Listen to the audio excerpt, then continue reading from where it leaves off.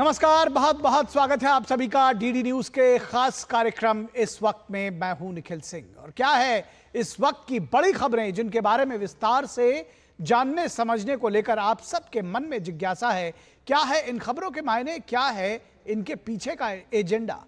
अवैध घुसपैठ के सवाल पर बिहार में तेज हुई सियासी रार। कुछ नेता अवैध घुसपैठियों को संरक्षण देने पर क्यों हैं तुले, अवैध घुसपैठियों का नाम लेने पर क्यों नाराज हो जाते हैं कुछ नेता, और अवैध घुसपैठियों की धरपकड़ पर उसको क्यों खारिज कर रही ममता बनर्जी, इसकी भी बात करेंगे। 16 जुलाई को पूरे बंगाल में प्रदर्शन के क्या है मायने, इस पर भी होगी चर्चा। और बात होगी केरल की, जहां गुरु शिष्य परंपरा को गुलामी का रिवाज बताने पर सियासी घमासान छिड़ा है। होंगे कई अहम सवाल और जवाब, लेकिन सबसे पहले इस वक्त की हेडलाइंस। विदेश मंत्री डॉक्टर एस जयशंकर बीजिंग में चीन के उपराष्ट्रपति हान जेंग से मिले। एससीओ की अध्यक्षता के लिए चीन को भारत के समर्थन का जताया भरोसा।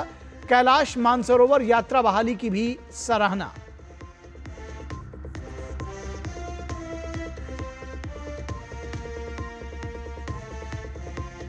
अवैध घुसपैठ के सवाल पर बिहार में तेज हुई सियासी रार।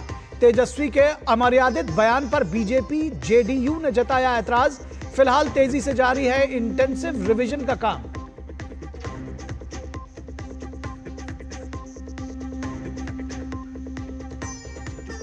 ऑपरेशन सिंदूर के बाद देश भर में अवैध घुसपैठियों की धरपकड़ जारी। वहीं ममता बनर्जी ने अवैध घुसपैठ को किया खारिज। बीजेपी शासित राज्यों से घुसपैठियों को खदेड़ने पर जताई नाराजगी। 16 जुलाई को पूरे बंगाल में प्रदर्शन का ऐलान।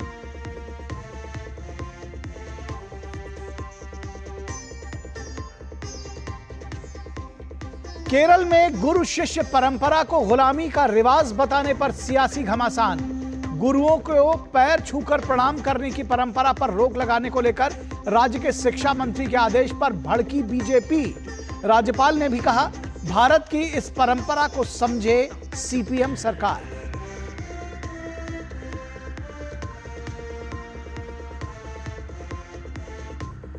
और थोक महंगाई दर 20 महीने के निचले स्तर पर। जून 2025 में -0.13% पर रही। खाने पीने के सामान की कीमतों में आई कमी।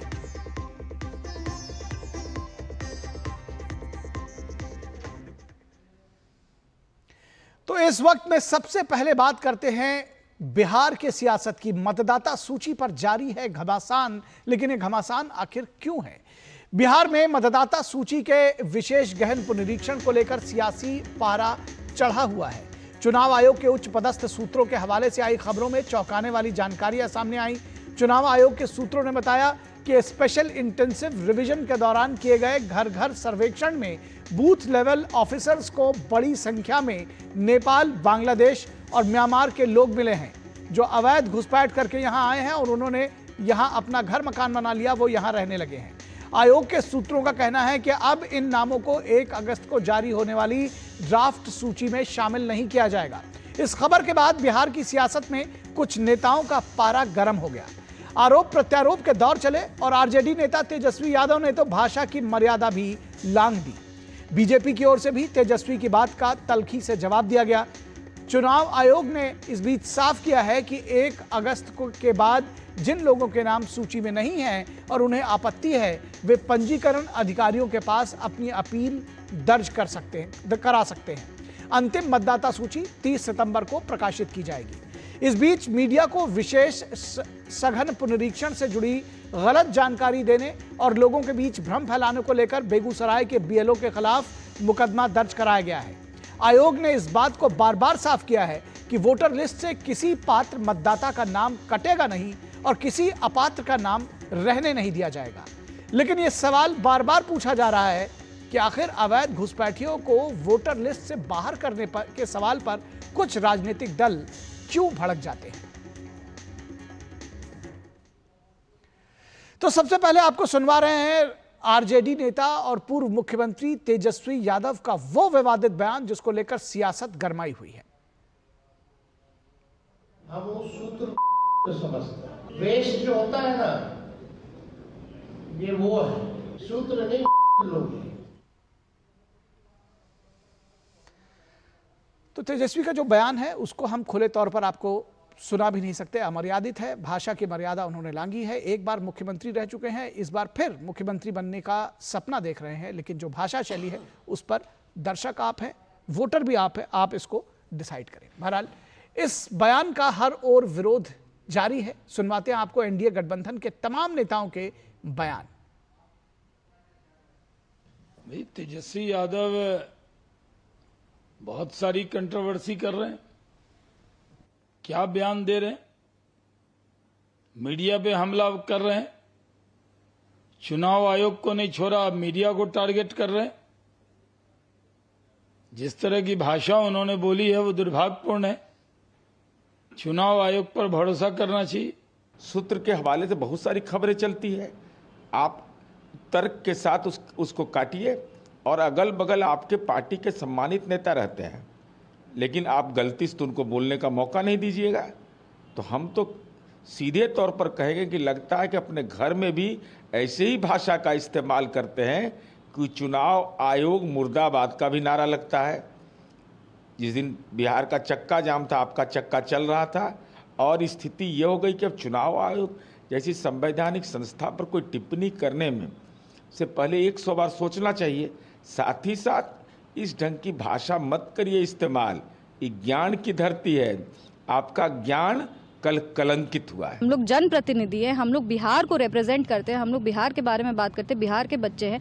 और जिस चाणक्य की धरती है उसमें आप जिसको लोग बिहार की अस्मिता को हम लोग जब बरकरार रखने का बात करते हैं, तब आप ऐसे शब्द का प्रयोग करते हैं जो जिसको मतलब आदमी बाइट में भी वापस नहीं बोल सकता है। और सिर्फ आप ही नहीं, आपके तमाम नेतागण भी हम लोग देख रहे हैं बिहार बंद के बाद जैसे एक बौखलाहट सा हो गया है राजद के नेताओं में, ऐसे शब्दों को यूज़ करते हैं मतलब हम लोग सब के लिए अपमानजनक है। आप सब ने हर बिहार युवा नेता का आज सर शर्म से झुका दिया।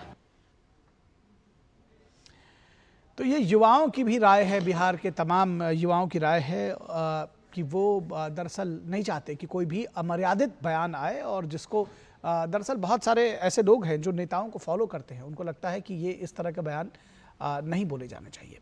इस पूरी खबर पर बातचीत करने के लिए हमारे साथ खास मेहमान जुड़े हुए हैं, उनसे आपका परिचय करा दें। हमारे साथ राहुल लाल जो कि पॉलिटिकल एनालिस्ट हैं और कांग्रेस के नीतियों के समर्थक हैं, तो वो कांग्रेस का पक्ष रखेंगे। राहुल लाल जी, बहुत स्वागत है आपका। हमारे साथ प्रेम पटेल जो कि बीजेपी के प्रवक्ता हैं, जुड़े हुए हैं। प्रेम पटेल जी, स्वागत है आपका। विनोद मिश्रा हमारे कंसल्टिंग एडिटर हैं, वो भी हमारे साथ जुड़े हुए हैं। विनोद जी, ये जब भी बात अवैध घुसपैठियों की हुई, जो सूत्रों के हवाले से खबर आई, उसमें कहा गया कि कुछ लोग अवैध रूप से रह रहे हैं, BLOs को मिले हैं और उनको वोटर लिस्ट में नहीं रखा जाएगा। ये बात बहुत सिंपल सी है, इस पर इतना भड़कना किस तरह से आप देखते हैं इसको? निखिल, अगर आप अपनी रिपोर्ट में जो बात कह रहे थे, मैं उसी पे आऊँ कि ये बौखलाहट क्यों है। ये मतदाता का सघन परीक्षण जो है, पुनरीक्षण जो है, वो ऐसा तो है नहीं कि ये पहली बार हुआ है। राबड़ी देवी चीफ मिनिस्टर थी, केंद्र में सरकार सब कांग्रेस की थी, उस समय में भी ये पुनरीक्षण हुआ है, तब तो ऐसा कभी कोई बवाल नहीं हुआ। आखिर ये डर क्यों है, आखिर ये खौफ क्यों है SIR को लेके, ये एक बड़ा सवाल है। सवाल इस चीज़ को लेके है कि ये सीधे सीधे अगर ये बात अगर सूत्रों को ही है के हिसाब से अगर आप कहें, तो क्या बिहार के लोग ये जानते नहीं हैं कि बिहार का ये पॉपुलेशन ग्रोथ कैसे इस 2003 से लेके और 2025 तक में आते आते 56% बढ़ गया? क्या ये पॉपुलेशन का ग्रोथ है? अगर ये पॉपुलेशन का ग्रोथ नहीं है तो फिर ये इतने वोटर्स, इतने पहचान पत्र को लेके, इतने आधार कार्ड को लेके कैसे लोग सामने में हैं? कैसे सीमांचल के इलाके में जो सैचुरेशन है वो 126 है, कहीं 128 है, कहीं 130 है। अगर एक व्यक्ति का एक आधार होगा तो वहाँ पे एक व्यक्ति का आप सोच लीजिए 100 में से 126 लोगों का वहाँ पे आधार कार्ड है। तो आप जिद कर रहे हैं कि हम जो कह रहे हैं वही सही है। चुनाव आयोग पे आप सवाल उठाएं कि भाई ये नागरिकता का प्रमाण पत्र देना, नागरिकता किसी का लेना और देने का काम गृह मंत्रालय का है, ये चुनाव आयोग क्यों कर रहा है? तब भी आप लोगों को भरमा रहे हैं। संविधान के आर्टिकल 26 में और पीपुल रिप्रेजेंटेशन एक्ट 1950 में चुनाव आयोग को यह अधिकार है कि सही मतदाता का परीक्षण करना और उसको वोटर लिस्ट में लाना चुनाव आयोग का काम है। आप जानते हुए भी लोगों को गुमराह कर रहे हैं और एक विपक्ष के नेता के रूप में आप जिस तरह से अमर्यादित बात कह रहे थे, जिस तरह से आप मीडिया पे खींच निकाल रहे हैं, चुनाव आयोग पे खींच निकाल रहे हैं, तो ये आपको डर सता रहा है कि अगर सही सही मतदाता की सूची बन जाए तो शायद जो अब तक एनआरसी का ढोल पीट रहे थे और इसको गुमराह कर रहे थे, शायद वो बेपर्दा हो जाएंगे। जी बिल्कुल। राहुल लाल, एक तो डर क्यों है, खौफ क्यों है, ये सारे जो क्वेश्चंस रेज किए हैं विनोद जी ने, उसका जवाब तो आप दीजिएगा ही। क्या मैं जानना चाहता हूं कि क्या कांग्रेस जो जिस तरह की अमर्यादित भाषा का प्रयोग तेजस्वी यादव ने किया है, क्या रुख है आपका, क्या कहेंगे आप इस पे? निखिल जी देखिए, पत्रकारिता में मैं 2.5 दशक से बिल्कुल जो है कि सक्रिय रहा हूँ, एज ए हर अलग अलग हिस्से अलग अलग कामों के रूप में। सूत्र का क्या महत्व होता है पत्रकारिता में, उस तथ्य से भी मैं परिचित हूँ। लेकिन एक दौर वो पत्रकारिता का था और एक दौर वो भी हम लोगों ने देखा जिसके तरफ तेजस्वी यादव ने इशारा किया कि सूत्रों के हवाले से हम लोग पाकिस्तान के विभिन्न शहरों के ऊपर ही कब्जा करते हुए चले जा रहे हैं। हर चीज में आई है। देखिए मैं आपको बताऊं, अगर आप मेरी बात सुन लीजिए, जो सवाल था मेरा वो उस पर आप नहीं आए। आपने अवनति किस चीज में नहीं आई है? आप देखिए पिछली पीढ़ी को हर चीज में अच्छा बताया जा रहा है, तो हम यहाँ ये डिस्कशन करने नहीं बैठे हैं कि किस चीज में। हमने ये सिर्फ पूछा आपसे कि जो उन्होंने अभद्र भाषा का प्रयोग किया, क्या आप उनको बताएंगे, सिखाएंगे कि कम से कम कांग्रेस के साथ है तो ऐसी भाषा का प्रयोग मत करिए? मैं निखिल जी उसी उत्तर दे रहा हूं कि मैं कह रहा हूं कि उनकी भावना सही है लेकिन भाषा सही नहीं है। उनको यह कहना चाहिए कि चुनाव आयोग को सूत्रों के हवाले से बात नहीं करनी चाहिए। चुनाव आयोग को बिल्कुल जो है उन्होंने जो वो सीधे सीधे प्रेस विज्ञप्ति करे, प्रेस कॉन्फ्रेंस करे। उनको तो अभी आंकड़ा देना चाहिए, खुल के आंकड़ा दे वो कि बिहार के मतदाता सूची में जो पुराना मतदाता सूची रहा उसमें कितने लोग थे घुसपैठिए आखिर घुसे हुए, किन किन जिलों के किन किन जिलों में कहां कहां पे कितने घुसपैठिए किस किस देशों के थे। क्योंकि चुनाव आयोग अगर सूत्रों के हवाले से कह रहा है कि बांग्लादेश के घुसपैठी है, म्यांमार के घुसपैठी है, नेपाल के घुसपैठी है, बांग्लादेश और नेपाल के घुसपैठी तो सुनते हुए रहे थे हम लोग। म्यांमार के भी घुसपैठी आके जो है कि बहुत ज्यादा बिहार में रह रहे हैं और वो भी इस समय रह रहे हैं। तो ये तो फिर सवाल एक तरह से ये खड़ा होता है, क्योंकि वो आंकड़े बड़े स्पेसिफिक आने आवश्यक है। 2005 से माननीय नीतीश कुमार जी बिहार के मुख्यमंत्री हैं, 20 साल से वो मुख्यमंत्री हैं और भारतीय जनता पार्टी उसमें अधिकांश हिस्से में उनके सहयोगी बने हुए रहे। तो सवाल उनसे भी होगा। और माननीय प्रधानमंत्री जी 2014 से देश के प्रधानमंत्री हैं, तो क्या इस डबल इंजन सरकार में इतनी ज्यादा जो है कि इसमें अनियमितता की स्थिति हुई कि घुसपैठियों की बाढ़ हो गई? ये बात समझ से परे वाली स्थिति। और दो सवाल इस पर उठते हैं, दो सवाल उठते हैं राहुल जी।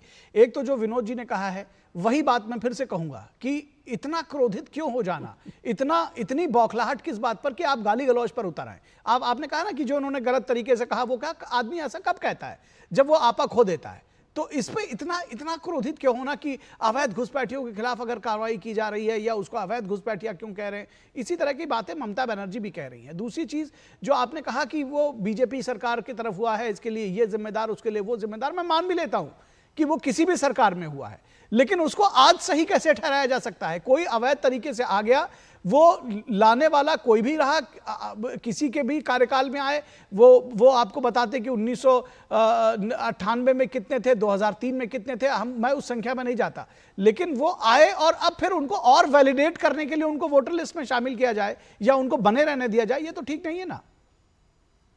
कोई भी समर्थन नहीं करेगा कि घुसपैठिए जो है वो देश में आए और देश के मतदाता सूची में शामिल हो जाए। इसका विपक्ष की कोई भी एक पार्टी इसका समर्थन नहीं कर रही। मूल बात ये प्रश्न उठ रहा है कि कहीं ऐसा तो नहीं घुसपैठियों के नाम पे मूल मतदाताओं को ही बाहर करने की तैयारी है। अभी यहाँ पे प्रेम पटेल जी बैठे हुए हैं, पटना गांधी मैदान से जो सड़क जाती है अशोक राजपथ पे, वहां पे भारी संख्या में जो है फॉर्म फेंके हुए दिखे वहां पे। बिहार में तमाम जो रिपोर्टर्स जो लोग ग्राउंड रिपोर्टिंग कर रहे हैं उनके ऊपर FIR दर्ज हो रहा है। बेगूसराय में बड़े वो FIR दर्ज हो रही है। वो FIR दर्ज इसलिए भी हो रही है क्योंकि देखिए अपना देखने का तरीका है। वही वाली बात है कि प्रभु देखी तिन तैसी। लेकिन मैं यही कहूंगा कि शासन प्रशासन को यह भी मिला है कि गलत बातें, भ्रम फैलाने की बातें अगर मीडिया के जरिए या कोई भी लाता है तो उसको कहा जाएगा। बहरहाल मैं उनकी रिपोर्टिंग पे नहीं जा रहा हूं। आज हम आपके साथ चर्चा कर रहे हैं। हमारे साथ बीजेपी के प्रेम पटेल जी भी हैं। प्रेम पटेल जी एक बार कह रहे हैं कि भाई जिम्मेदारी आपकी है, अगर अवैध लोग वहां पर रह रहे हैं, अवैध अप्रवासी, अवैध घुसपैठिए, जो भी आप उनको कहिए, और ये कह रहे हैं कि जो वहां पर ऑन ग्राउंड जो स्थितियां हैं, दरअसल बहुत सारे लोगों के फॉर्म अपलोड किए जा रहे हैं जिनको खुद नहीं पता है। इस तरह के आरोप कांग्रेस भी लगा रही है और इस तरह के आरोप आरजेडी भी लगा रही है। देखिए, ये लोग कांग्रेस के लोग, आरजेडी के लोग, विपक्ष के लोग हैं, ये हताशा और निराशा में है। इनको पता चल गया है कि अवैध तरीके से जो मतदाता है वो अगर छट जाएंगे, हट जाएंगे, कट जाएंगे, तब जो है हम चुनाव नहीं जीत पाएंगे। ये चुनाव जीतते थे पहले भी जो है लाठी तंत्र पर, गोली तंत्र पर, बंदूक के तंत्र पर और बूथ लूट कर करके। जब से जो है बूथ लूट समाप्त हो गया है तब से इनकी हार निश्चित हो गई है। अब वो जीत नहीं रहे हैं। तो अब जब मतदाता सूची का गहन पुनरीक्षण हो रहा है, सत्यापन हो रहा है, तो ये कौन सा हर्जा है? ये चुनाव आयोग की जिम्मेवारी है। चुनाव आयोग अपनी जिम्मेवारियों का निर्वहन करता है कि सही मतदाताओं के माध्यम से निष्पक्ष तरीके से चुनाव कराना। जो उचित मतदाता है वो मतदाता छूटे नहीं, ये भी जिम्मेवारी है कि उन सबको उसमें समाहित करना, सबको जोड़ना। इस काम को जो है चुनाव आयोग अपना कर रहा है। आज इतना बड़ा जो है उसके पास तंत्र खड़ा है, बीएलओ बने हुए हैं, एक एक बूथों पर 1000 मतदाताओं पर एक बूथ है और उसमें एक बीएलओ है। सभी राजनीतिक पार्टियों के बीएलए 2 हैं, सभी जो है उसके प्रतिनिधि है। तो इतना सारा तंत्र लगा हुआ है, तो इस काम को करने में क्या दिक्कत है? तो मुझे लगता है कि जो है अगर सही तरीके से अगर चुनाव कराने का जिम्मेवारी का निर्वहन अगर चुनाव आयोग कर रहा है तो इसमें हाय तौबा मचाने की क्या है? इस प्रकार की भाषा का प्रयोग करना, मर्यादित मीडिया के लिए इस प्रकार का कि सूत्रों को वो भाषा बोला नहीं जा सकता है। इस प्रकार का जो है कि कहीं जो है और इस प्रकार का एक विपक्ष का नेता का ये अमर्यादित भाषा ये बताया जाता है, ये इसी से समझा जा सकता है कि वो पूरी तरह से हताश और निराश हो चुके हैं। वो मान चुके हैं कि अब मैं चुनाव नहीं जीतूंगा। चुनाव जिस कारण से, जिस वजह से मैं जीतता था या जिस वजह से आगे, वो अब जो है वजह समाप्त हो गई है। इसलिए जो है इस प्रकार की इनके दिमाग में जो है इस प्रकार की भाषा का प्रयोग कर रहे हैं। प्रेम पटेल जी, इसी मतदाता सूची में पिछले साल के लोकसभा चुनाव हुए और उसमें आप लोगों ने शानदार प्रदर्शन किया। तो आप ये मानिएगा प्रेम पटेल जी कि भाई वो घुसपैठियों, अवैध घुसपैठियों ने मतदान किया भारतीय जनता पार्टी के पक्ष में और इतना शानदार प्रदर्शन रहा बिहार में एनडीए का। ये भारतीय जनता पार्टी की जिम्मेवारी नहीं है। हर पार्टी अपनी अपनी शिकायत चुनाव आयोग के पास करता है। चुनाव आयोग की जिम्मेवारी है कि सही तरीके से मतदान प्रेम पटेल जी, सही मतदान। प्रेम पटेल जी, एक मांग आप लोग भी कर दीजिए। जो है घुसे हुए प्रेम पटेल जी, एक मांग कर दीजिए ना आप लोग भी कि बिहार के 40 लोकसभा सीटों पर जो है कि फिर से सभी लोग इस्तीफा दे रहे हैं और उन सीटों को भी फिर से चुनाव। सुनिए एक एक करके जी जरा सुन तो लीजिए। हर साल जो है मतदाता सूची का पुनरीक्षण होता है। हर चुनाव से पहले चुनाव आयोग कुछ ना कुछ सुधार, कुछ ना कुछ इस प्रकार का काम करता है जिससे सही मतदाताओं के माध्यम से निष्पक्ष तरीके से चुनाव हो सके। अगर चुनाव से पहले अगर चुनाव आयोग इस काम को कर रहा है तो आपको परेशानी क्यों हो रही है? आपको बेचैनी क्यों? आ रहे राहुल लाल जी आपके पास आ रहे हैं। राहुल लाल जी आपके पास आ रहे हैं। राहुल लाल जी, मैं ये चीज कह रहा हूं कि चलिए मैं मान लिया कि बिहार के चुनाव सूची में बड़ी गड़बड़ी और इलेक्शन कमीशन बड़ा शानदार काम कर रहा है, भारतीय जनता पार्टी पूरा इलेक्शन कमीशन का समर्थन कर रही है। तो फिर भारतीय जनता पार्टी मांग करे कि तो उनके तमाम लोग, बिहार के सभी लोग जो है कि 40 सांसद इस्तीफा दे दें। विपक्ष के लोग तो सुन तो लीजिए राहुल जी इसकी दो तर्क लोग दे रहे। मैं चूंकि विनोद जी के पास जाना है, मैं नहीं चाह रहा हूं कि मैं फिर बीजेपी प्रवक्ता के पास जाऊंगा, वो उतना ही टाइम लेंगे, तो मैं जल्दी से शॉर्ट में बता दूं कि इसके 2 तर्क दे रहे हैं। एक तो ये है कि भाई इसके पहले कभी भी तो होगा ना मतदाता पुनरीक्षण, अगर 2029 में कराएंगे या 30 में कराएंगे तो आप 29 के चुनाव खारिज कराने लग जाएंगे। ये कभी भी जब ये होगा तो उसके पहले के चुनाव खारिज नहीं कर दिए जाते, एक बात। और दूसरी बात आपने कहा, सुन तो लीजिए, दूसरी बात आपने कहा कि जो 40 सीटें जीते हैं तो वो तो कह रहे हैं कि हाँ हमारे समर्थकों ने हमको वोट दिया है, लेकिन वो अगर इन लोग का नाम कट जाएगा जो अवैध रूप से आए हैं तो ये जो गैप है ये और बढ़ जाएगा। विनोद जी आपके पास आएंगे, क्योंकि ये आपने देखा कि ये लगातार जो एक दूसरा प्रश्न उठा रहा हूं कि बीएलओज पे आरोप लगाया जा रहा है। ये कहा जा रहा है कि भाई वो गलत लोगों के नाम अपडेट कर दे रहे हैं, कई बार डॉक्यूमेंट्स नहीं अपलोड होता है, हमारा अपलोड हो गया जी देखिए। और कल तेजस्वी यादव ने भी इस बात को कहा कि जब हमारा डॉक्यूमेंट अभी तक अपलोड नहीं हुआ तो 80% ये डेटा अपलोड का कहां से पहुंच गया। एक सवाल इस पर यह भी तो उठता है कि आपके बीएलएस जो हैं वो भी तो लगे हैं, कार्यकर्ता हैं वो भी तो लगे हैं, वो क्या आंख मूंदे हुए हैं? निखिल, पहले मैं थोड़ी सी जानकारी अपने राहुल लाल जी को बढ़ा दें कि आप जो जिस म्यांमार का नाम लेके चौंक रहे थे कि आप भी पार्टी के तरफ से लोगों में भ्रम ही फैला रहे हैं। रोहिंग्या कहाँ से आया है? रोहिंग्या मूल निवासी म्यांमार का ही है। वो रोहिंग्या बांग्लादेश के रूट होते हुए अब जब देश के अलग अलग हिस्से में पूर्णिया से लेके और मुंबई तक फैल गया है, जम्मू कश्मीर तक फैल गया है, ये कहाँ से आया है? त्रिपुरा तक फैल गया है। ये सारे म्यांमार के ही मूल निवासी हैं जो बांग्लादेशी घुसपैठ के साथ में अपने को अटैच किया है। दूसरी बात कि सवाल ये है कि आप जब एक बीएलओ को लेके, एक बीएलए के इसके आधे अधूरे पेपर के नाम पे जो ये लोगों में भ्रम फैलाते हैं कि ये कैसे अपलोड हुआ, ये कैसे संभव हुआ। अरे भाई, 2003 में इलेक्शन कमीशन ने बगैर डिजिटल टेक्नोलॉजी का 31 दिन में इस काम को पूरा किया था, बिहार का सघन पुनरीक्षण का काम। और ये सघन पुनरीक्षण मात्र 31 दिन में हुआ था। और आज सघन पुनरीक्षण के लिए आप देखिए कि 76,000 बीएलओ लगे हुए हैं। उसके साथ में सारे पॉलिटिकल पार्टी के अगर आप सारे बीएलए को जोड़ लें तो 1.5 लाख से ज्यादा लोग हैं।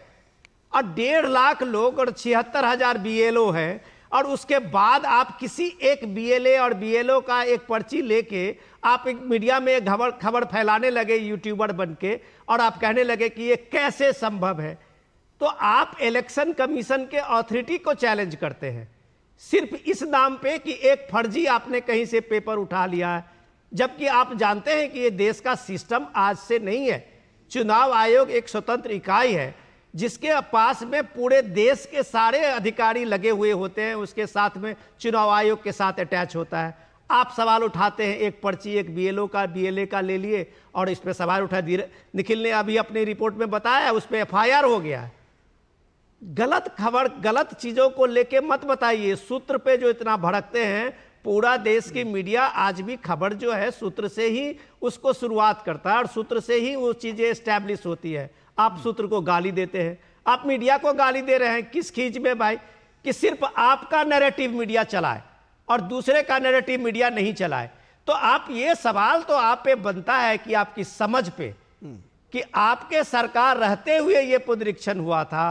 आज तेजस्वी यादव विपक्ष में हैं तो लगातार इस पे आप हमले कर रहे हैं। आपके पास दूसरा कोई नीतीश सरकार के 20 साल का एंटी इनकम्बेंसी ही अगर आप मान लीजिए तो उसके के लिए आपके पास कोई अल्टरनेट नहीं है, कोई चीजें मुद्दे नहीं है।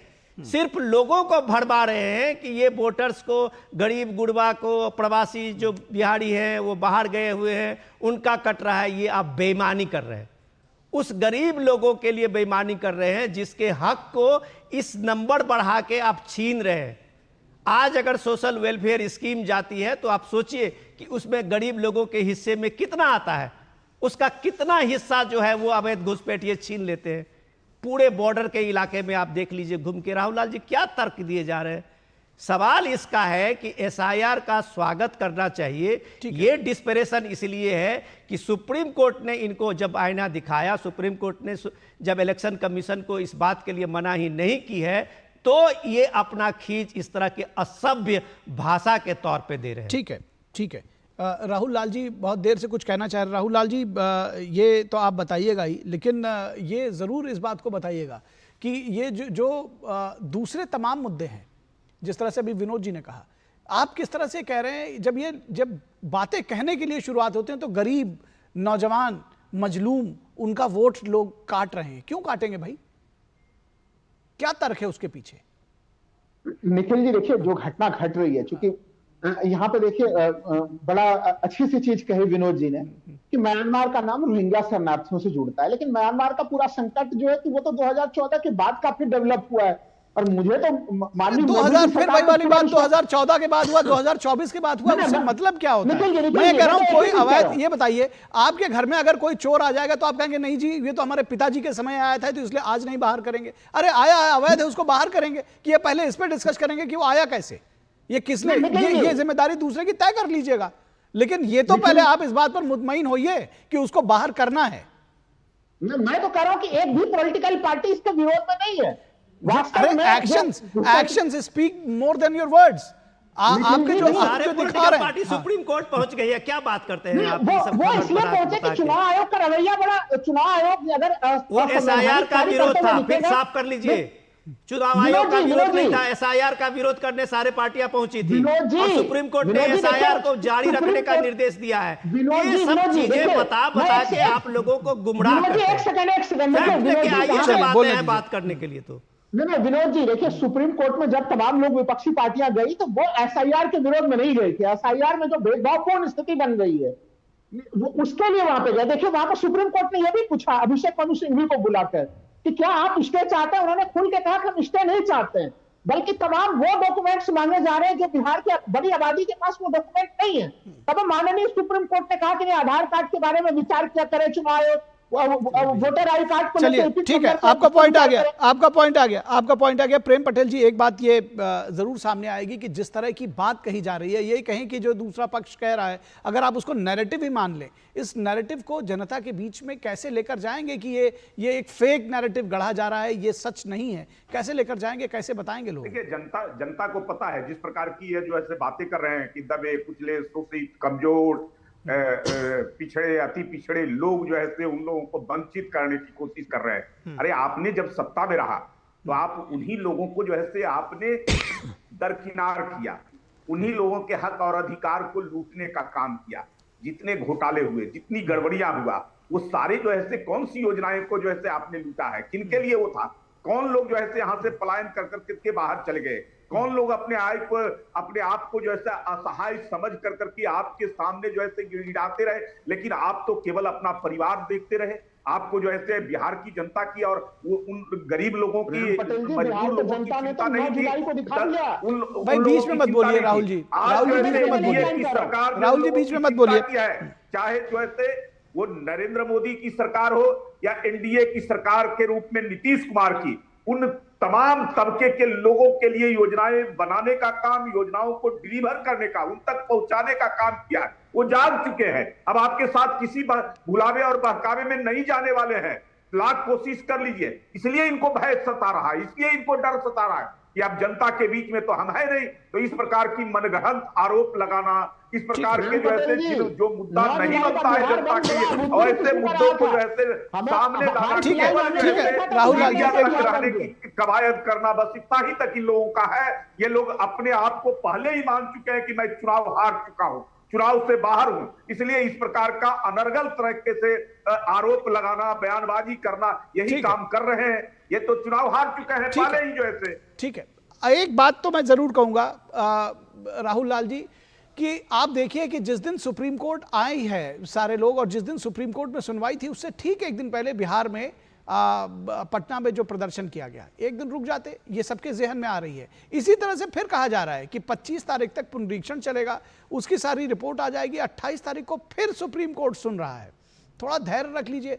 जबकि बार बार कहा जा रहा है कि भाई देश की जो संस्थाएं हैं, संवैधानिक संस्थाएं हैं, मीडिया है, चलिए मीडिया को तो आप जो भी कहते रहे हैं आपके सारे साथी, लेकिन उसके बावजूद कम से कम संवैधानिक संस्थाएं जो हैं, जब सुप्रीम कोर्ट भी कह रहा है कि उनको देख लेते हैं, तो आपको देखने में क्या दिक्कत है? ये सवाल बार बार पूछा जाएगा कि आखिर इतनी दिक्कत, इतनी परेशानी क्यों है? और ये सवाल बना रहेगा जब तक आप लोग का जो ये व्यवहार है वो उस तरह से रहेगा। चलिए अब इस डिस्कशन को फिर कभी आगे बढ़ाएंगे, लेकिन ये जो अमर्यादित बयान है, जो अमर्यादित व्यवहार है, दरअसल उसी से ये सारे सवाल पैदा होते हैं। बहुत शुक्रिया राहुल लाल जी हमारे साथ जुड़ने के लिए, प्रेम पटेल जी और विनोद मिश्रा जी। और यहां रुकेंगे एक छोटे से ब्रेक के लिए, कहीं मत जाइएगा, जल्द हाजिर होंगे।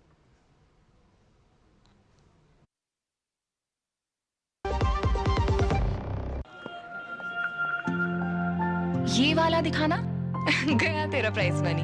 कुछ इन्वेस्टमेंट भी कर लेती, आते समय कर लिया मोबाइल से। कहाँ? गवर्नमेंट सिक्योरिटीज में। हाँ, RBI retail direct mobile app है ना। रिटेल डायरेक्ट स्कीम द्वारा इन्वेस्टमेंट यानी मैच्योरिटी पे guaranteed returns, no brokerage, no hidden fees. मान गए? आपको नहीं, ऐप को। आरबीआई कहता है जानकार बनिए, सतर्क रहिए। जो लक्ष्य चुना था समझ आने लगा है। जीएलए यूनिवर्सिटी, उच्च लक्ष्य की निश्चित प्राप्ति। ब्रेक के बाद एक बार फिर आप सभी का स्वागत है। और जब हम इलीगल माइग्रेशन की बात करते हैं, अवैध घुसपैठियों की बात करते हैं, तो ये बात बिहार में अभी जबरदस्त तरीके से हो रही है क्योंकि वहां मतदाता पुनरीक्षण हो रहा है। लेकिन ये स्थिति या ये इसको लेकर जो सियासत है वो पश्चिम बंगाल में भी कम तपिश नहीं दे रही है। बात सघन पुनरीक्षण की अगर हो तो उससे खौफ क्यों है? और टीएमसी नेता पश्चिम बंगाल की मुख्यमंत्री ममता बनर्जी 16 जुलाई को कोलकाता में एक बड़े प्रदर्शन का नेतृत्व करेंगी। ममता का आरोप है कि देश भर में बांग्ला भाषियों को निशाना बनाया जा रहा है, जो बांग्ला स्पीकिंग लोग हैं। लेकिन दीदी ये नहीं कहती कि ये बांग्लादेशी घुसपैठ की धरपकड़ अनुचित है। ममता बनर्जी ने बांग्ला भाषी लोगों को लेकर बीजेपी पर बड़ा हमला बोला है। आरोप है कि बीजेपी शासित राज्यों में बंगाली बोलने वाले नागरिकों को निशाना बनाया जा रहा है।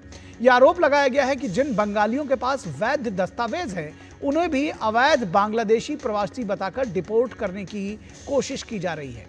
दरअसल ऑपरेशन सिंदूर के बाद देश में अवैध घुसपैठियों को आंतरिक सुरक्षा देने के लिए और उनकी आंतरिक सुरक्षा को बेहतर बनाने के लिए बड़ा खतरा बताकर अवैध प्रवासियों के खिलाफ कार्रवाई हुई है। गुजरात से लेकर मुंबई तक, कर्नाटक से लेकर त्रिपुरा तक, बिहार, उत्तर प्रदेश जैसे तमाम राज्यों में सैकड़ों की तादाद में अवैध बांग्लादेशी पाकिस्तानी नागरिक वर्षों से डेरा जमाए हुए थे। सरकार ने उन्हें अपने अपने मुल्क वापस लौटने का मौका दिया है, लेकिन फर्जी आधार कार्ड, फर्जी वोटर कार्ड बनवाकर वर्षों से रह रहे अवैध घुसपैठियों के खिलाफ कार्रवाई की गई तो इसे एक विशेष भाषा से जोड़कर ममता बनर्जी इसे राजनीतिक मुद्दा बना रही हैं। बीजेपी का आरोप है कि ये वही ममता बनर्जी हैं जिन्होंने वामपंथी सरकार के समय पश्चिम बंगाल में अवैध घुसपैठ को लोकतंत्र के लिए खतरा बताया था। आज वही ममता बनर्जी घुसपैठियों को संरक्षण देकर अपने लिए एक बड़ा वोट बैंक बनाना चाह रही है, ये भी आरोप है। सवाल यह है कि बिहार मतदाता सघन पुनरीक्षण के खिलाफ ममता बनर्जी सबसे पहले सुप्रीम कोर्ट जाती हैं, लेकिन वहां बात जब नहीं बनी तो अब पूरे बंगाल में एसआईआर से पहले धरना प्रदर्शन का आयोजन किया जा रहा है। और अब आपको सुनवा रहे हैं कि किस तरह का परिवर्तन पश्चिम बंगाल की मुख्यमंत्री ममता बनर्जी में दिख रहा है। 2019 में जब वामपंथी सरकार थी तो यही ममता बनर्जी, दरअसल ये 2019 का नहीं है बल्कि 2005 का है, जब वामपंथी सरकार थी तो यही ममता बनर्जी अवैध घुसपैठ को देश की सुरक्षा के लिए खतरा बता रही थी। और 2019 में उनका स्टैंड कैसे बदल गया ये भी बताएंगे। पहले आप देखिए कि 2005 में संसद में उन्होंने क्या कहा। Today morning, sir, I don't want to disturb the proceedings of this house. That's why I didn't disturb. I never disturb. Yes. Sir, I want to know from you, sir, the infiltration of Bengal. It has become a disaster now, and resulting in which, sir, you will see the name of the Bangladesh voter list and the Indian voter list both are with me, sir. That's why I would like to request you, sir. It's a very serious matter, and when this matter will be discussed. Sir, please let us know. That has been already disallowed by the Honourable Speaker. Why it is disallowed? Please tell me the cause, sir. Why it is disallowed? Sir, it is in Bengal, that's why. He belongs to Bengal. No, sir. This is not fair, sir. This is not fair, sir. Very objectionable. तो क्या पश्चिम बंगाल में भी NRC को लेकर कुछ बात? नहीं, उन्होंने पश्चिम बंगाल के बारे में एनआरसी के लेकर कोई बात नहीं किया है। हम असम का एनआरसी लेके बात किया है, अभी असम पे हुआ है। हमारा तो स्टैंड आपको पहले मैं कह चुका कि हमारा उधर में एनआरसी का जरूरत नहीं है। तो 2005 की ममता बनर्जी वर्सेस 2019 की ममता बनर्जी, आपने देखा कि क्या फर्क आ गया, किस तरह से 360 डिग्री यू टर्न मार दिया। बंगाल के भाजपा नेता सुकांत मजूमदार का कहना है कि बंगाल में नॉन बांग्लादेशियों को सांसद बना दिया गया और बंगालियों को लात मारी गई। जब बंगाल के हिंदू एक साथ हो रहे हैं कि ममता बनर्जी के खिलाफ वोट देकर यहाँ पे प्रो मुस्लिम प्रो पाकिस्तानी सरकार को हटाकर हिंदू के पक्ष वाला सरकार लाने के लिए कोशिश कर रही बंगाल की जनता ममता बनर्जी को हटाकर, तब ममता बनर्जी इस बंगाली मंत्र का जाप कर रहे हैं। अगर ममता बनर्जी सच में बंगालियों का हितकारी होती, बंगालियों के हित के बारे में सोचती, तो पश्चिम बंगाल से इतने सारे नॉन बेंगोलीज को सांसद बनाकर लोकसभा राज्यसभा में नहीं भेजती। तो ममता बनर्जी ने बंगालियों के पेट में लात मारकर इन नॉन बेंगोलियों को बंगाल से सांसद किया और दिल्ली में बंगाली सांसद की संख्या कमाई घटाई। बंगाली सांसद की संख्या घटाने में ममता बनर्जी ने सबसे बड़ी ये चीज किया है। और ममता बनर्जी कोशिश और उनकी पार्टी कोशिश कर रही है, जो बांग्लादेशी मुस्लिम है लेकिन उनको यहाँ पे नागरिकता जोर जबरदस्ती देकर बंगाल की डेमोग्राफी को परिवर्तन करके बंगाल में टीएमसी की सरकार बनी रहे, इसके लिए कोशिश करे। और इस पूरी खबर पर बातचीत करने के लिए हमारे साथ हमारे संवाददाता प्रसेनजीत बख्शी इस वक्त कोलकाता से जुड़े हुए हैं। प्रसेनजीत, बहुत सारे सवाल है। एक तो ये कि सीधा आरोप बीजेपी लगा रही है कि भाई बांग्लादेशियों के, बंगालियों की अस्मिता, उनके सम्मान की बात आप कर रहे हैं, लेकिन अगर संख्या के हिसाब से देखा जाए तो जो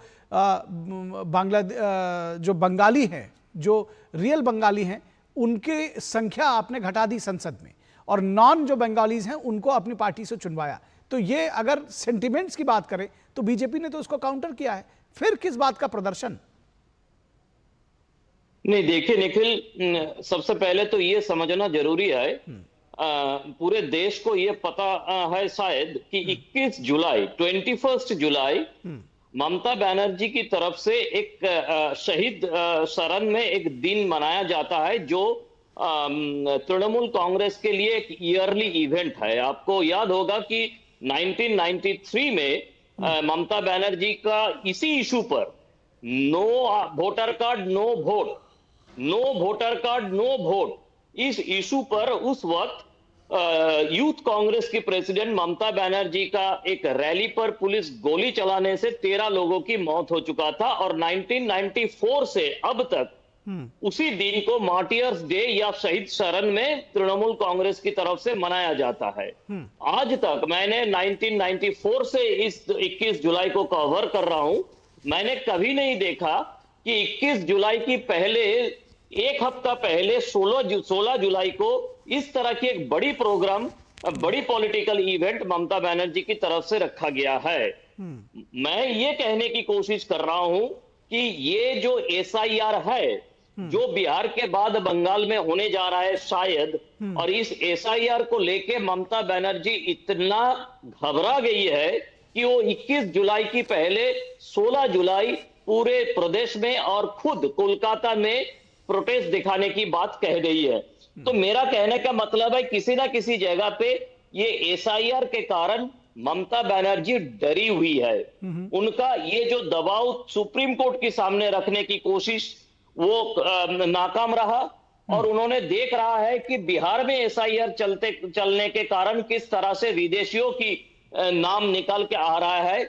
और अगर इसी तरह से जैसे बीजेपी की तरफ से आरोप पिछले कई सालों से लगाया जा रहा था कि अगर वोटर लिस्ट का बंगाल में ठीक तरह से उसका जांच कराया जाए तो यहाँ पे बहुत सारे बांग्लादेशी मुसलमानों का नाम निकल आएगा, जो पहले वाम मोर्चे का और बाद में तृणमूल कांग्रेस का वोटर के हिसाब से भारत में इल्लीगली रह रहे हैं। इसी डर से 21 जुलाई होने के बावजूद भी 21 जुलाई पूरे प्रदेश से अपने समर्थकों को लाकर धर्मतला में रैली करने के बावजूद भी 16 जुलाई को एक प्रोटेस्ट रैली रखी है ममता बनर्जी। ये ममता बनर्जी का घबराहट का परिचय है निखिल, मुझे लगता है। जी, मैं ये जानना समझना चाहूंगा कि ममता बनर्जी की तरफ से तर्क क्या दिए जा रहे हैं, क्योंकि बंगाली तो भाई पूरे देश भर में फैले हुए हैं। आपके कहने मात्र से तो चीजें लोग सुन नहीं लेंगे, समझ नहीं लेंगे। जो बीजेपी है वो उसका अपना एक स्टैंड है। आम लोग किस तरह से इसको देख रहे हैं? देखिए, आम लोगों की कहना है, आम लोग इस बार इस सेंटिमेंट को लेने में तैयार नहीं है, क्योंकि लोगों का कहना है कि पूरे देश से बांग्लादेशियों को चुन चुन कर भेजा जा रहा है। पहले आपका मंत्री फिराद हाकिम कह रहा है कि इस तरह से पुशबैक नहीं किया जाता, तो आपको किस तरह से दर्द है पुशबैक के लिए? पुशबैक केंद्रीय सरकार की काम है और केंद्रीय सरकार की तरफ से पुशबैक किया जा रहा है। इसमें आप क्यों इस तरह से रोना रो रहे हैं? पहली बात। दूसरी बात है कि बांग्लादेश की लोग अगर पूरे देश में छा गया है और जिस तरह से बांग्लादेश में पिछले 1 साल से डामाडोल की स्थिति कायम है, उस समय पे देश की सुरक्षा के लिए बांग्लादेशियों को, खासकर से पहलगांव की घटना के बाद बांग्लादेशियों को देश भारत से निकाल के बांग्लादेश भेजना चाहिए। तो इस समय पे ये भारतीय बंगाली के नाम लेकर देखिए बराक वैली आसाम में वहां पे भी बंगाली है, त्रिपुरा में भी बंगाली है, तो क्या वहां का चीफ मिनिस्टर चाहे वो हिमंत बिश्व हो, चाहे वो मानिक शाह हो, वो तो नहीं रो रहा है? क्या वहां की बंगाली नहीं है, सिर्फ पश्चिम बंगाल की बंगाली है? तो इस तरह की रोने की बात लोगों को समझ में नहीं आ रहा है और लोग इससे परेशान है कि जिस तरह से पूरे देश को बांग्लादेशी मुक्त करने की काम किया जा रहा है, उस वक्त बांग्लादेशी के बारे में और बांग्लादेशी हमारे देश में होने के कारण खतरा क्या है, उस खतरे के बारे में बात ना करके ममता बनर्जी खामोखा एक सेंटिमेंट को बंगाल के लोग इसमें सहमत नहीं है। निखिल जी, एक चीज चलते चलते छोटा सा सवाल संक्षेप में जवाब, धरपकड़ को किस तरह से अनुचित बता सकती हैं?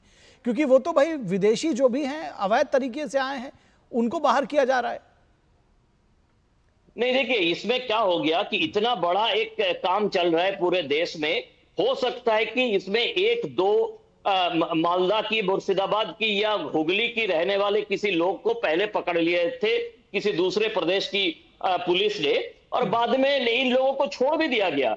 एक दो घटना इतना जिनको आप कह सकते हो कि टेम्पोररी कोलैटरल डैमेज, टेम्पोररी, मैं कह रहा हूं ऐसा कुछ नहीं हुआ कि हिंदुस्तान की बंगाली को बांग्लादेश भेजा गया है। ऐसा एक दो घटना होने के बाद सुधार लिया गया है पूरी बात को। ये सुधारने की बात ममता बनर्जी कहने की ना कहकर उन्होंने ऐसा एक लोगों की मन में डर पैदा करने की कोशिश कर रही है कि पूरे हिंदुस्तान की बंगाली जितने हैं वो हिंदुस्तान की बंगाली को पकड़ के फिर से बंगाल भेजने की काम किया जा रहा है, बिल्कुल, और या बांग्लादेश भेजने की काम किया जा रहा है। बिल्कुल, और इसमें डर एक और भी है कि जिस तरह की ये सियासत है उसमें जो अवैध बांग्लादेशी आए हैं और जो हमारे बंगाली हैं, उन सबको मिला करके एक बराबर कर देने का एक कहीं ना कहीं जो नीति है वो और ज़्यादा घातक और बहुत ज़्यादा जिसको कहते हैं कि उसका नुकसान हो सकता है। बहुत शुक्रिया इस तमाम बातचीत के लिए प्रसेनजीत, बहुत शुक्रिया।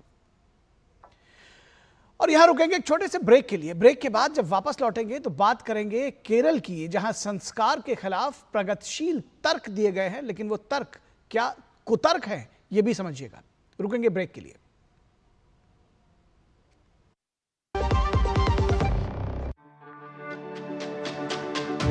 मेरी पसंद, मेरी पसंद, मेरी पसंद, मेरी पसंद, हमारी पसंद, हम सबकी पसंद। मजबूत देश का मजबूत सरिया हो गया स्टील। जो लक्ष्य चुना था समझ आने लगा है। जीएलए यूनिवर्सिटी, उच्च लक्ष्य की निश्चित प्राप्ति। ब्रेक के बाद एक बार फिर आप सभी का स्वागत है और बात करेंगे केरल की। संस्कार के खिलाफ प्रगतिशील तर्क। केरल में भारत माता की तस्वीर पर उठे विवाद के बाद गुरु पूर्णिमा को लेकर विवाद शुरू हुआ है। गुरु गोविंद दो खड़े काको लागू पाए, बलिहारी गुरु आपनो गोविंद दियो बताए। इस देश के सैकड़ों वर्षों का संस्कार है जिसमें शिष्य अपने गुरु को के पांव छूकर, उनके पैर छूकर उनका प्रणाम करता है, उनके प्रति अपनी कृतज्ञता ज्ञापित करता है। लेकिन केरल सरकार इसे गुलामी का प्रतीक मानती है। केरल के सामान्य शिक्षा मंत्री वी शिवनकुट्टी ने राज्य के 2 स्कूलों में छात्रों द्वारा सेवानिवृत्त शिक्षकों के पैर धोने की रस्म, पद पूजन कराए जाने की रिपोर्ट पर गहरा आक्रोश व्यक्त किया है। उन्होंने इसे न केवल निंदनीय करार दिया बल्कि ये कहा कि ये लोकतांत्रिक मूल्यों के खिलाफ है। स्कूल अध्यापकों के खिलाफ विभागीय कार्रवाई भी शुरू की जा चुकी है। केरल के राज्यपाल इसे अनुचित कार्रवाई मानते हैं। उनका कहना है कि आज मैं जो हूं उसका श्रेय हमारे गुरु को ही जाता है। हम उन्हें श्रद्धापूर्वक नमन करते हैं, उनके पैर छूकर कृतज्ञता ज्ञापित करते हैं। मीडिया रिपोर्ट्स के मुताबिक गुरुवार को गुरु पूर्णिमा के मौके पर कासरगोड और मेबुल्लिकारा स्थित भारतीय विद्या निकेतन प्रबंधन के तहत संचालित 2 सीबीएसई स्कूल्स में पद पूजन की रस्म करवाई गई थी, जिसका विरोध कुछ वामपंथी संगठनों ने किया। अब सरकार कार्रवाई के लिए विवश हो गई है। वामपंथी नेता इस घटना पर हैरानी जता रहे हैं। दावा है कि राज्य सरकार इसे अत्यंत गंभीरता से ले रही है। शिक्षा का मूल उद्देश्य बच्चों में वैज्ञानिक चेतना और प्रगतिशील सोच को बढ़ावा देना है। इस तरह की गतिविधियां हमारे शिक्षा तंत्र के बुनियादी उद्देश्यों को कमजोर करती है, ये कहना है वामपंथी सरकार का। लेकिन उसी केरल में कॉलेज के प्रिंसिपल के मुंह पर कालिख पोतना, एक शिक्षक के दोनों हाथ काटने की घटना पर शायद ही वामपंथी नेता कभी हैरानी जताते हैं। और केरल के राज्यपाल राजेंद्र आर्लेकर का कहना है कि गुरु कृपा से ही मनुष्य सफल होता है, गुरु का सम्मान करना बेहद जरूरी है। Today is an auspicious day of Guru Purnima. Gurur Brahma, Gurur Vishnu, Gurur Devo Maheshwaraha, Gurur Sakshat Parabrahma, Tasmai Shri Gurave Namaha. All my namaskars at the feet of our Guru, so that he guides us throughout our life, throughout our success and achievements. That is the culture we are following, and that is the reason the Guru is the reason why we are here. The Guru has been imparting all the knowledge, all the education within us, so that we reach somewhere and achieve something. और बाल अधिकार commission के अध्यक्ष KV. Manoj का कहना है कि commission ने मामला दर्ज कर लिया है। Registered a suo motu case against this issue and issued notice to concerned SHO, Department, Education Department and District Child Protection Officer to submit their statement immediately. तो सोचिए, इस देश में गुरु के पैर छूने पर या गुरु के चरणों में शीश नवाने पर एफआईआर दर्ज की जा रही है और शिक्षकों के खिलाफ, स्कूल के खिलाफ कार्रवाई की जा रही है, क्योंकि ये कहा जा रहा है कि ये गुलामी की मानसिकता है, गुलामी का प्रतीक है कि आप किसी का पैर छुएं। यहाँ इससे पहले कि मैं, चलिए विनया के पास चलते हैं। विनया हमारे साथ जुड़ी हुई हैं केरल से इस वक्त, तिरुवनंतपुरम से। विनया, किस तरह से ये जो पूरा विवाद है उसको लेकर के जिसको कहना चाहिए कि बीजेपी और सरकार आमने सामने दिख रही है, क्या आम लोगों का मानना है, ये भी बताइएगा।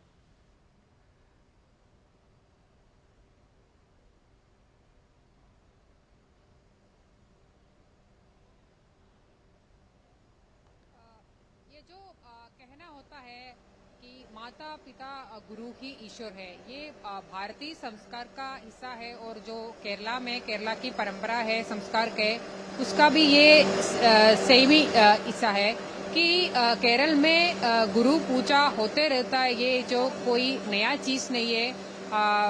विद्यालयों में ये शिक्षकों का पूजा होते रहता है।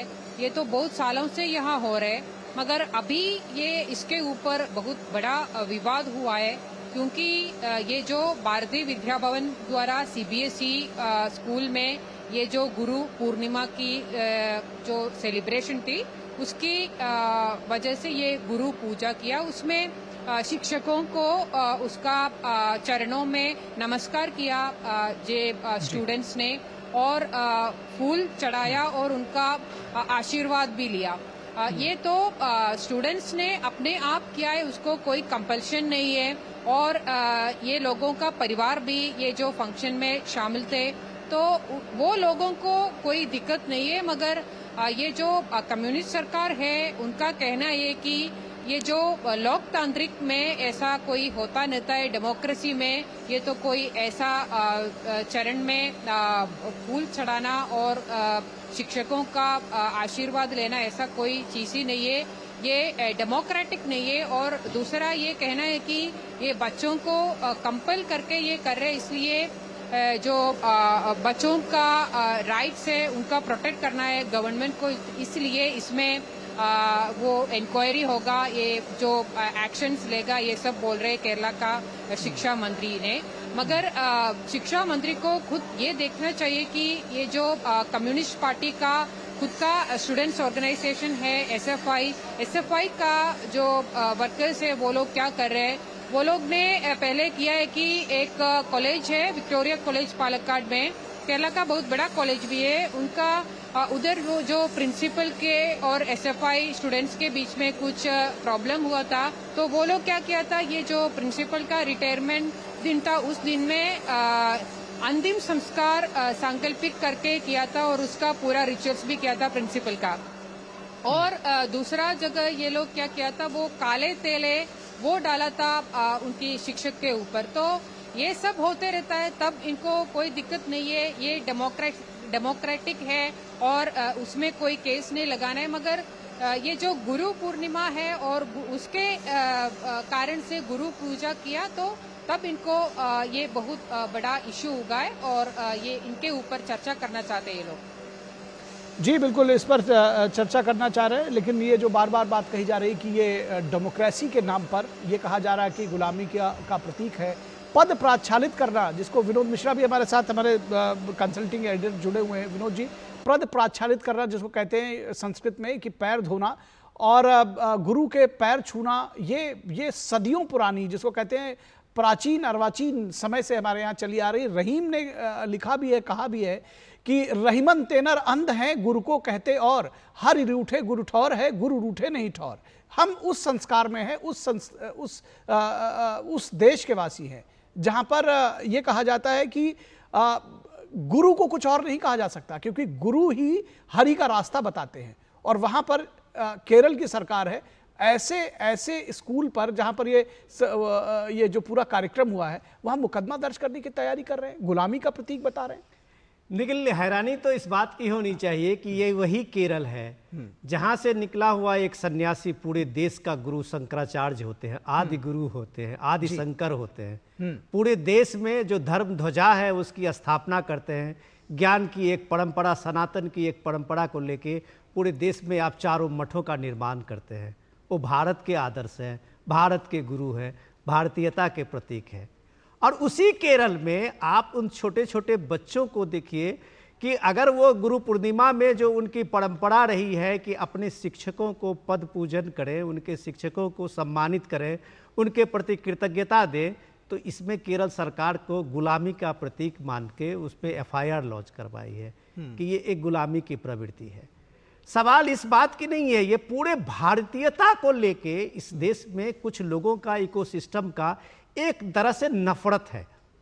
इस भारतीयता पे जब आप बात करते हैं तो उन्हें इस बात की समझ नहीं है शायद, या वो जानबूझ के इस बात को रखते हैं कि इस देश में गुरुकुल ही है जिसने इस देश के इस प्राचीन परंपरा और ज्ञान परंपरा को इतना मजबूत किया है। आज भारत की अगर दुनिया में पहचान है तो भारतीय ज्ञान परंपराओं को लेके ही है, और उस ज्ञान परंपरा में जो गुरु की भूमिका है वो सबसे अग्रणी भूमिका है।